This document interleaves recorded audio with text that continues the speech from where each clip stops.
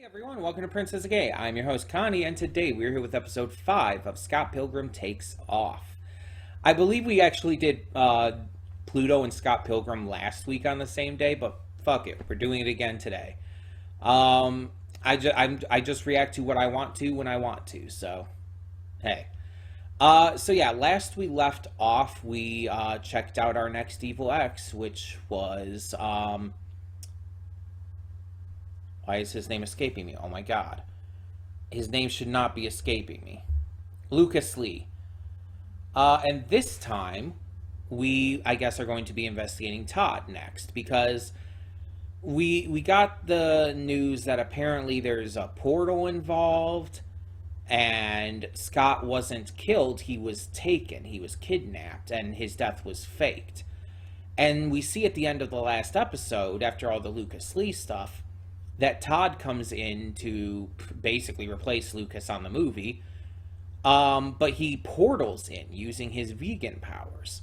Now, I watch reactions to this series as I go along too, and I only watch up to where I've gone. Obviously, every time I react to an episode, I watch reactions to that episode. So I was watching the reactions to episode 4, and I think one or two different reactors pointed out that the portals were different. And this is something I would not have noticed on my own. But they pointed out that when you look at the footage that shows the portal that Ramona is watching Scott being taken into from his battle with Matthew, it's more pixelated and everything, while the portal that Todd comes in is more smoothed out. It's a lot more clean, you could say. So a lot of people are already guessing that it's a different portal, that someone else is behind it. And honestly, I didn't really suspect Todd in the first place. So I didn't really think it was the same anyways. I would never have guessed, I would never have put together the idea that the portals were different in that regard. I never would have seen that. Unless it was pointed out, and it was. So, yeah, it's more along the lines of, I just didn't believe it was Todd. I don't believe it's really any of the Evil X's, except Matthew at this point is the only one I could believe. Honestly, Matthew is the only one I could believe. But I don't think it's him either. I think at this point the entire League of Evil X's thing is kind of a red herring. I think something else is going on. I don't know what. I could not even begin to tell you. But I don't think it has anything to do with the League of Evil X's. I don't fucking know what's happening, but yeah. So we're just going to kind of have to see. We're going to kind of have to just find out through watching. So we're getting Todd this episode for sure. And considering he's going back into the movie studio, where we know Envy Adams is, we're definitely going to get some more Envy this episode too. Because, you know, Todd and Envy are kind of a package deal. They are together. So it makes sense we're going to get both of them. I wonder if we're going to get, like, anything from, like, what we saw of them in the movie. I know, obviously, things are very different than in the comics in the movie, but I'm still wondering if there's going to be any kind of connection here. Like, because in the movie, when they met with Todd and Envy and everything, there was, like, Knives was, like, geeking out and ended up getting hit by Todd. He knocked the highlights out of her hair. And then you had the entire fight between him and Scott, where Scott tricked him into drinking the coffee with half and half instead of with soy milk, I think it was.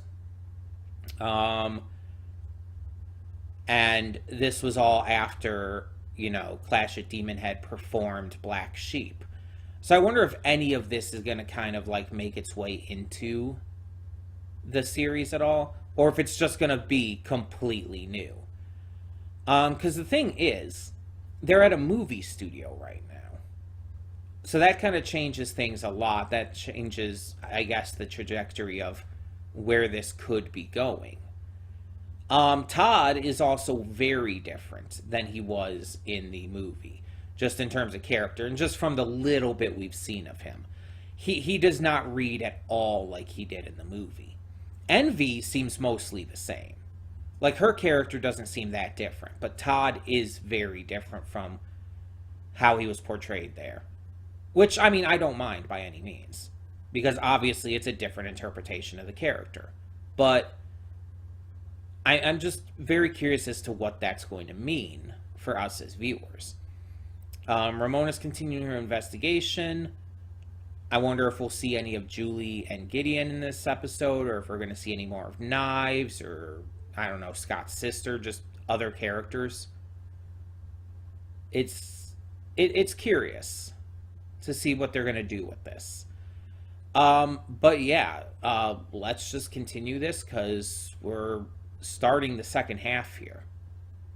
This is the second half of the series, and I'm excited to see where we go. So, when the screen fades to black, pause this redirect and go to the description below. Follow the link to the reaction, and after you watch it, come back here to the redirect and resume play. Because after it fades to black, then fades back in, everything from that point forward will be my afterthoughts and will contain spoilers to the episode. So, with that being said, thank you so much for tuning in, and I will see you at the reaction. And we are back, and we'll begin with spoilers in 3, 2, 1, now. So apparently Weird Al was the documentary narrator.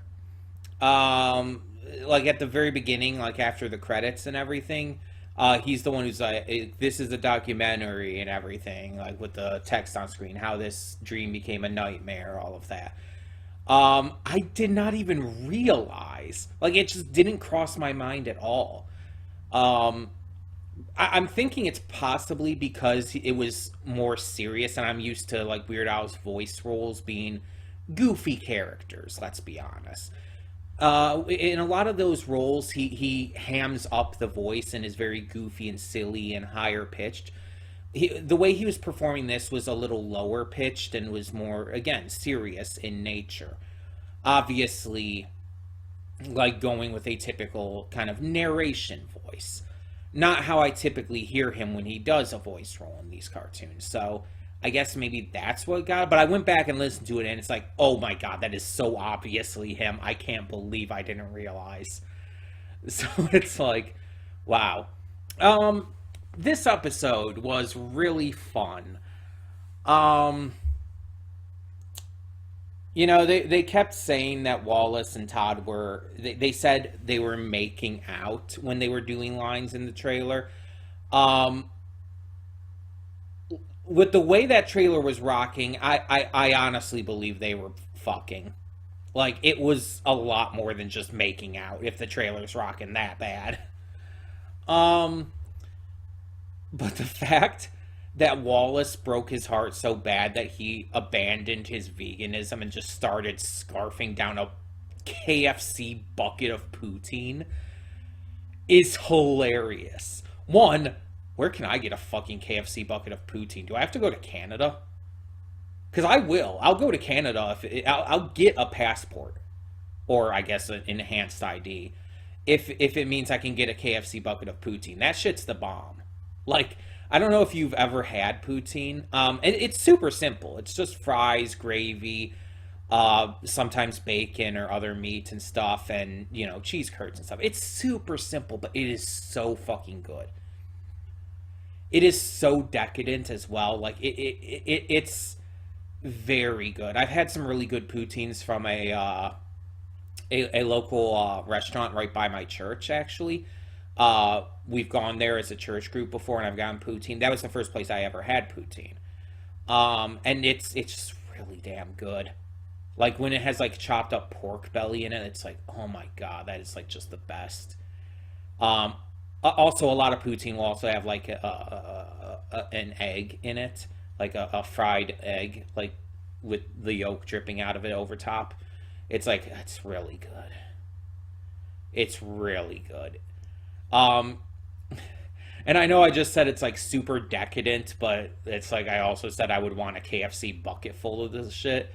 But it's like again, if you've had poutine, you understand. It's like I would rot myself on that shit. Anyway, um, it sucks a little bit that there was no vegan police there to take away Todd's vegan powers, but we did find out a big bit of information. That apparently the portal was vegan power. It was someone else though.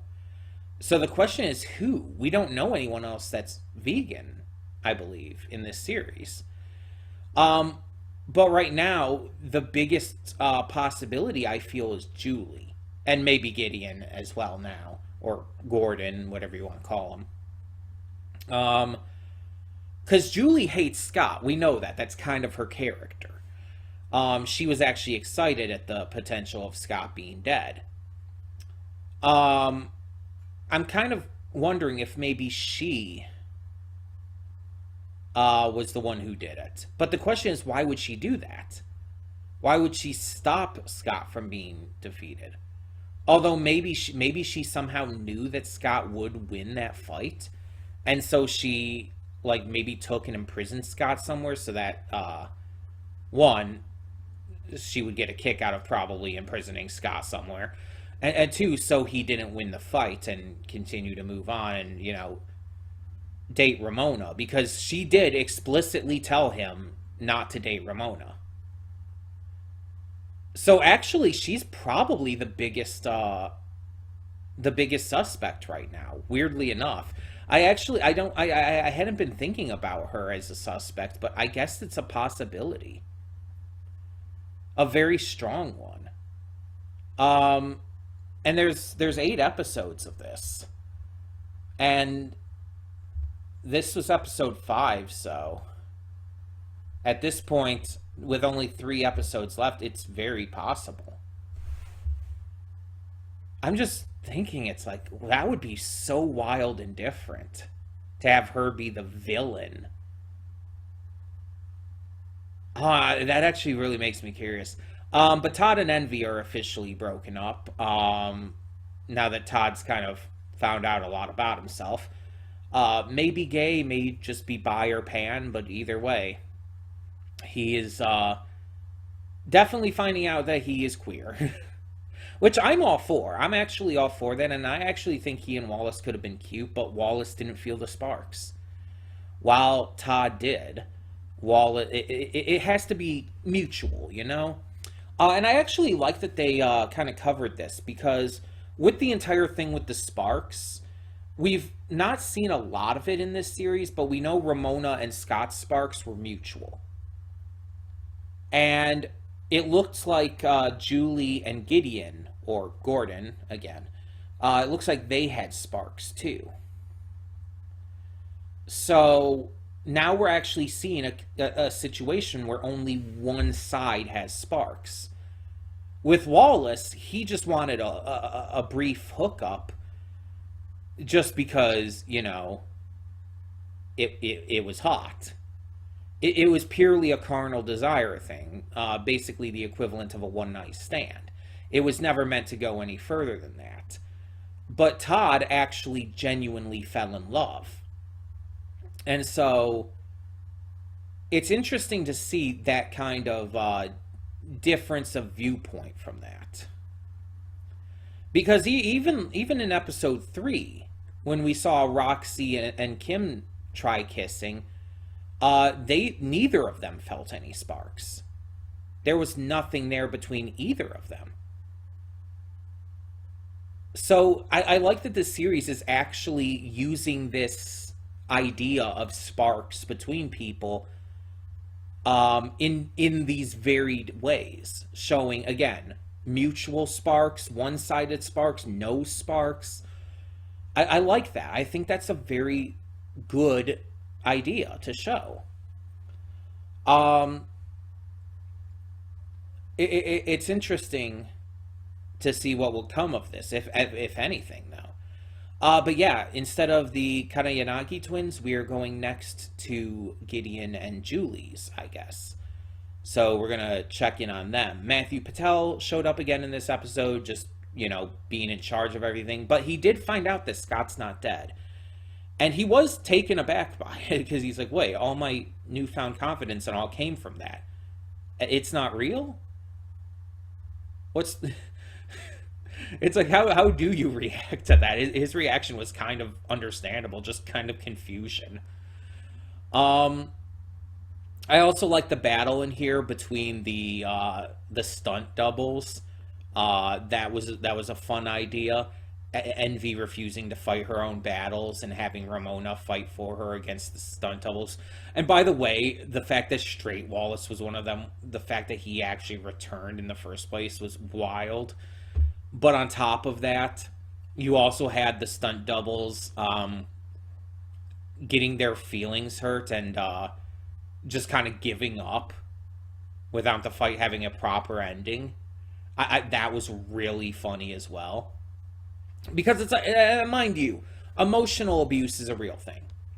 Emotional abuse is a real thing. It's something I've very much undergone. And it's something that I wouldn't wish on anyone. But obviously, in this case, I wouldn't say it was emotional abuse that they were going through, but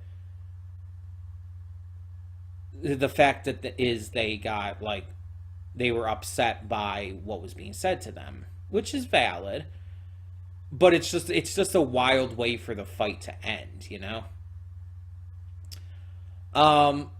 I like the mockumentary kind of style they went with here as well. I think that was a fun idea. Shooting it like that. Young Neil was absolutely ridiculous, as young Neil tends to be. And we even got a little bit of Steven and Knives showing up in there, as well as, Edgar Wrong, the director, continuing to be a thing. Overall, I would say that this was a very good episode. And it definitely makes me excited for what's to come next with the reveal that this is possibly Julie's doing. But let me know down in the comments below, what did you think of this episode? Tell me your thoughts, and for now, thank you so much for tuning in.